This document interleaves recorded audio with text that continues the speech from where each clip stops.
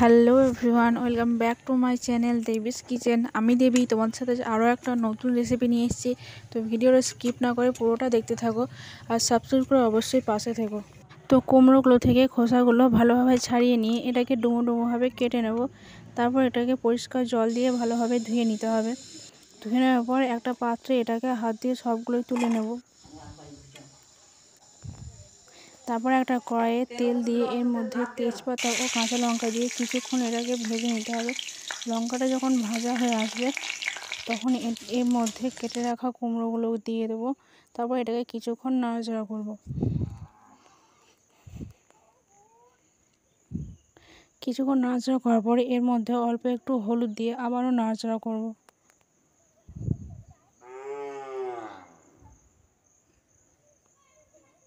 তারপর এর মধ্যে অল্প একটু লবণ দিয়ে এটাকে আবারও ভালোভাবে নাড়াচাড়া করে নিতে হবে।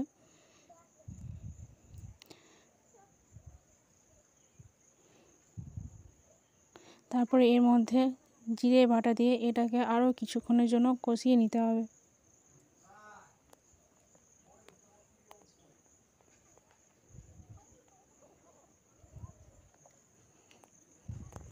ভালোভাবে কষানো হয়ে এলে এর মধ্যে অল্প একটু জল দিয়ে এটাকে 10 মিনিটের জন্য সেদ্ধ হতে দিতে হবে।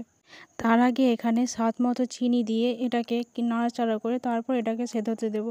আপনারা এখানে চিনির পরিমাণটা আপনাদের স্বাদ অনুযায়ী দেবেন। তো আমি এখানে 3 চামচ মতো চিনি দিয়েছি। তো এটাকে ঢাকা দিয়ে 10 মিনিট ঢাকা দিয়ে রাখার পর যখন এটাকে খুলে দেখবো তখন এটা সেদ্ধ হয়ে গেছে। তো এবার এটাকে ভালোভাবে ঘেঁটে দিয়ে এটাকে নামিয়ে নেব।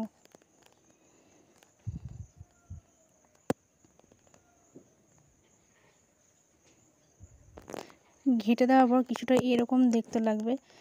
তো ভিডিওটা কেমন লাগলো অবশ্যই কমেন্টে জানাবেন আর লাইক কমেন্ট সাবস্ক্রাইব করে অবশ্যই পাশে থাকবেন।